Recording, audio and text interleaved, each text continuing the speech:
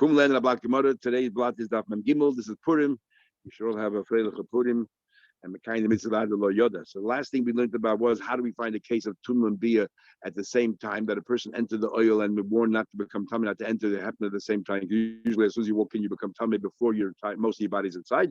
So it was sort of Ma'aber Rav Ashi came along with the case where the person inside didn't die yet. He was just a geis. Yeah. So does that mean someone's parent, they're a Nazir, and the parent is dying, they're not allowed to visit? Only if he's a geis is more than just dying. A chayil is not the status of a geis. A geis is somebody that I don't know how you describe it in English, but is the last moments of their life, near their last breath. Yeah. The last breaths. That's right. And not every geis passes away. Sometimes it's somehow recovered, but this is most geis die. So therefore, we say we have a rule that if you warn somebody and it's not 100% sure the person is going to be doing an avera, it's not a valid warning. Hasra suffix, according to one opinion, lo yishma hasra. So why are you going to get lashes here? So it must be because the roiv geisel misa, the vast majority, not just majority, the vast majority of people who are in that stage in their life are not going to recover. Sometimes they recover for a couple of minutes, then they, suddenly you think they got the strength back, and suddenly then they pass away. So roiv geisel misa, and in fact, my father-in-law, who passed away just last year, the very last he davened mincha.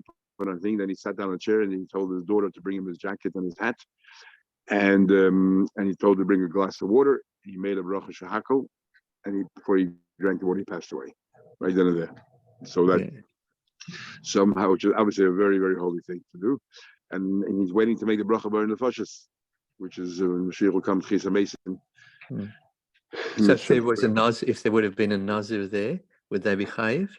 A Nazir, so if it's a geisis, the Nazir definitely would receive lashes. If he's not a geisis, just is very sick. No, well, this like your late father-in-law. How could he have known? My sister-in-law had no idea that this was happening. So it wouldn't be because he was sitting on the chair, and he asked for his jacket and hat so he can make a bracha. I mean, that's the last thing you would think is that this is. That's why. So would a Nazir be tamei ohel? If the person passed away and the Nazir was there, it would come tamei oil, because that's irrelevant. If he was a guy, the moment he died, the entire room now becomes tamei. So that's why bad luck. Yeah, exactly. So that's run out straight away. So Rav Ashi came along, introduced the idea of geisis. So we learn, it says a pasuk that a husband should not be metame. So it says lehechale ad shiyamus. It says that when does the kohen become tame? Only after the person passed away, because lehechale from the word cholol, that only when they passed away. Kolzman they're not passed away. He didn't pass away. Even though there are geises does not generate tumah. And Rebbe says the same thing.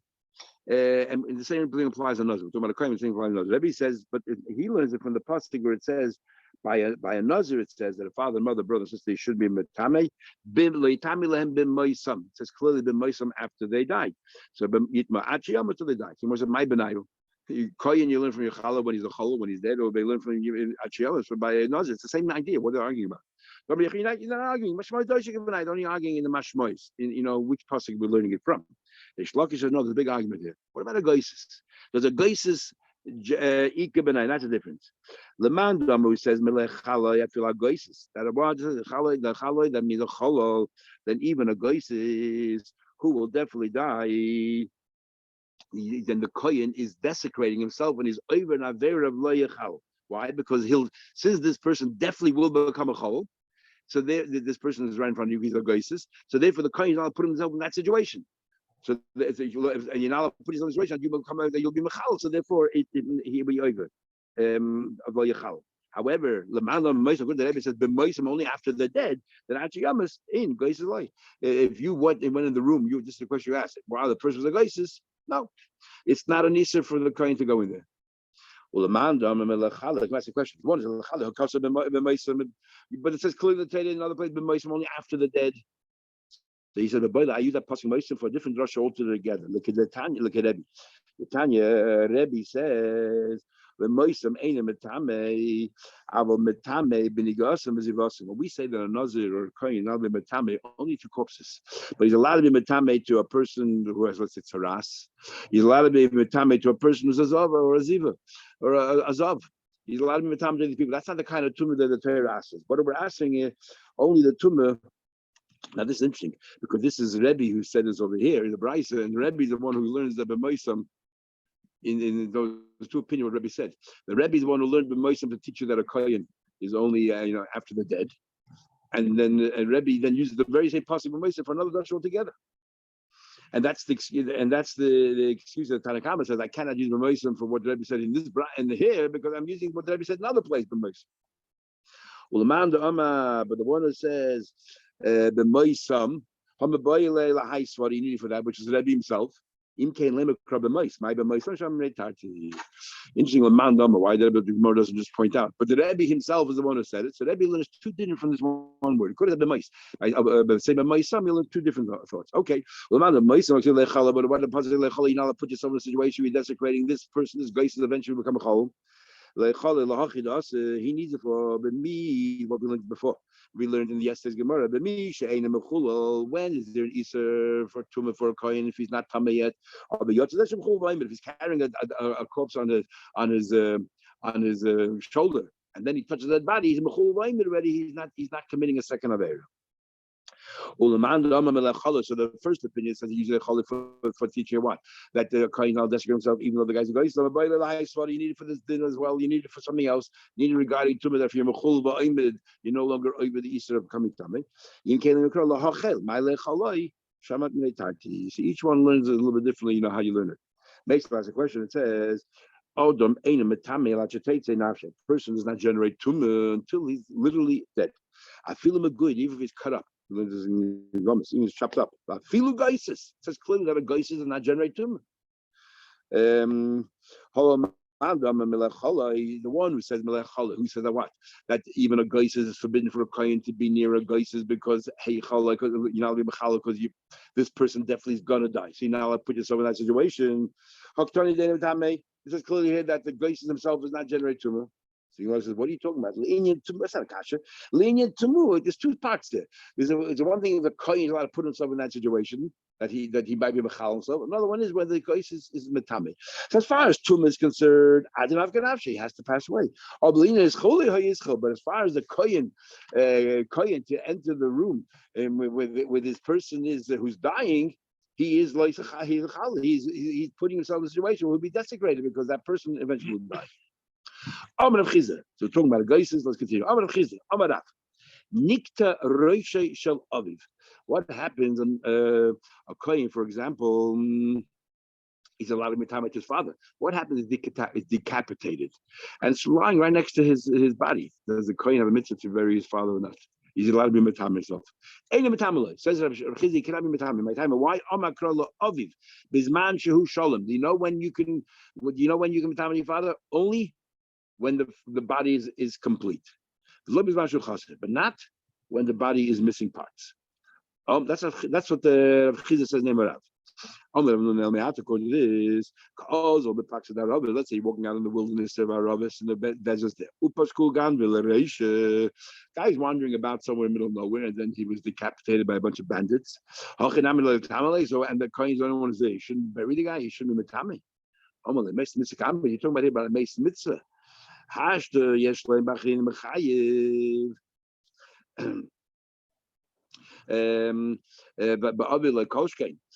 he says here, talking about a case of a mesa mitzvah here, and madach meis mitzvah, that is not your family, a fremde, a stranger who's dead. There's nobody there to take care of him. You have a mitzvah, no matter who you are, even a kohen, to metam himself, and even a nazir. Even a nazir is now metam to any relatives. He's metam to a meis mitzvah. Because it's spelled out all of these people should be metam, but a meis mitzvah, yeah. Then surely, if your father is a meis mitzvah, it's double, so you should bury him. But you have kibbutz and everything else, and it's your father. That's a meis mitzvah. Says how can be mes mitzvah? Behind mes mitzvah, how can be mes mitzvah? If you know the person and the person has family, what do you mean? By the time we learned mes mitzvah, what's the description of a mes mitzvah? Kosher ain't like kovin. There's no one to bury him. What do you mean? If you call other people, you ask them, do me a favor, could you please bury the person? If they respond, mes mitzvah. If you could find others to replace you, it's not mes mitzvah. But the pastor, if you're the son, probably has other children as well. So the Gemara says, because you're out in the middle of nowhere, it's as if there's no one there, and you have a mitzvah to bury some mitzvah, so you can't bring a proof from there. When it says over here, there's a machlekes, who's the koide? Is it the person? If the person that sees would have been alive and he asked someone to come and do him a favor, if people would respond, then yes. Or is it the kohen? If the kohen calls people, because remember you had the Gemara in Yevamis that because this arusa is not going to yashin, the husband doesn't yashin this arusa, he's not interested in burying her, and therefore it's like a mes mitzvah because there's no one to bury her, because it's from that Gemara there. The Rishonim want to bring it out. It's the kohen, the person, not the person who died, but the other person, who's calling. Would anybody, come to him if they have, or is the person who's dying? If you have no benefit, why would you help? In other words, it's not just you have people there. You have to have people who are willing to give up their time to go ahead and bury that person, and usually they have to have a vested interest, gain something from that person. That's if it's the mace, or if it's the kohen, it's just a mitzvah of a kvuras mace. Says more further. Mace, that's a question.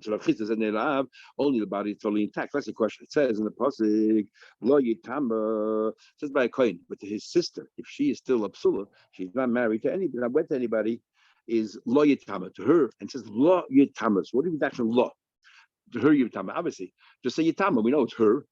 So Gemara says lo hu mitama levoreh. If she has limbs, the kohen, her brother, cannot go ahead and take one of these limbs and bury them. If then you're not allowed to be metame a kohen, even though it's metame to the father, to bury the father, but not if it's only a limb.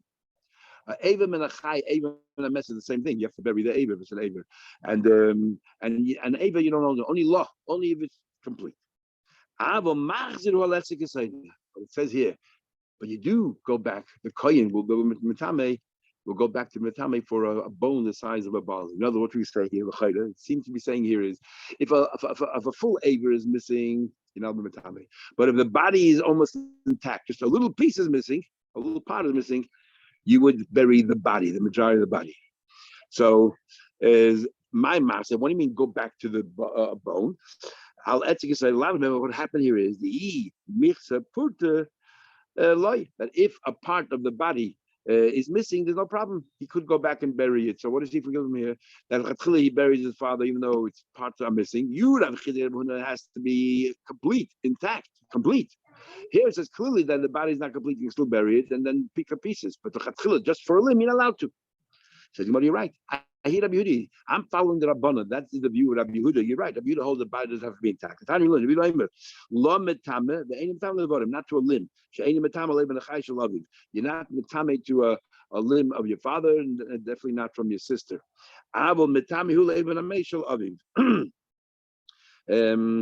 you are metame to an aver from a mace of your father. What does that mean, aver mace of your father? He holds through going back. In other words, if your father's dead, so you have to bury the rest of the father as well. So he buried the rest of the father, and an Abel was missing. You go back and bury that Abel. So you bury the rest of your father, even though an Abel was missing. So what does he clear from Rabbi Yehuda? That he holds that you don't need the entire body there for a kohen to have the mitzvah to bury his father and not being over that there. Not like Rav Chid's name of Rab, but this is Rabbi Yehuda. But Tanya, we learned Rav Kahana, but Gemara has another question. Okay, I have another brace. Rav Kahana said, "Name Rabbi Yaakov." It says the pasuk "Lametame beinu tame lebody minam metame two limbs." Prat lekazayis min hameis ukazayis netzel molet havedeke. If you're going back for a kazayis of a mace, or you're going back for a kazayis of netzel, which netzel is that this fluid that that comes out of the dead body, or molet taberek, which we'll learn all about in the next few prakim, which is a spoonful or a ladleful of the let's say the dirt. The body decomposes and turns into dirt. Yeah, so if you're going back for that, you can go back in Matame, but not for that alone. Yochel, I would have thought, Lo Yitmo L'Shedrus, I would have thought there's a body there, but there's a spine, or the Gogoilis and the skull, or the Rei Binyan, the majority of the skeleton is there, or the Rei but most of the structure of the person, like two thighs and a cat, whatever, the Rei Binyan, the majority of the limbs, I would have thought Yosef don't bury it. Ksiva Marta Alem, it says Emer Lakonim, and then it says Marta Lem. Why should you Marta Lem? Hoish Vakasa two macheres that you can go metame to the father and mother, even if the entire body is not there. Again, klor from a brisa that you don't need like Rav Chizah said, Rav, you need the entire body intact and it's decapitated, even though the head is right there. You're not allowed to be metame to bury your father. It says clearly here, Rei Binyana, or Rei Minyana, you could. Yochel, I would have thought, La Yitma, La Shedra, or La Gailis, or Rei Binyana, Shalachedim. What about others? What about from others? If you say,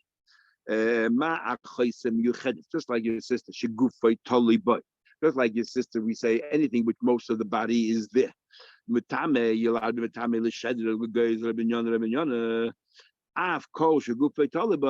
anywhere, any other person with most of the body that is there intact, like the spine or the gogelis, that's what holds the body together.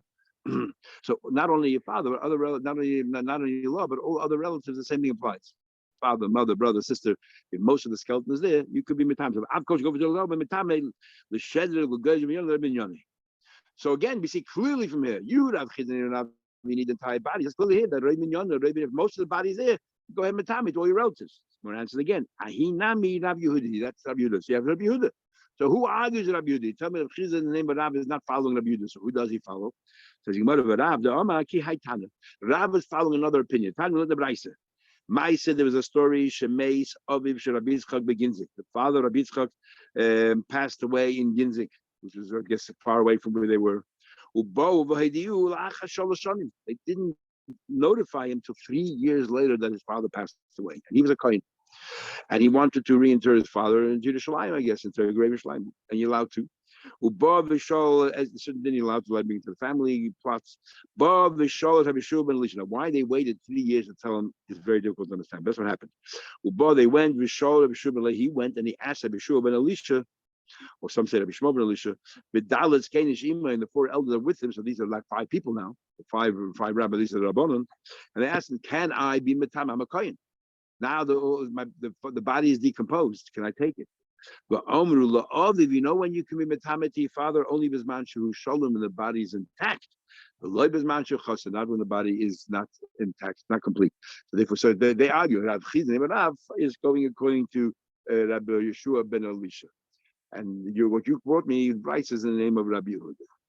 Okay, tomorrow, Mitch, we'll learn at 7.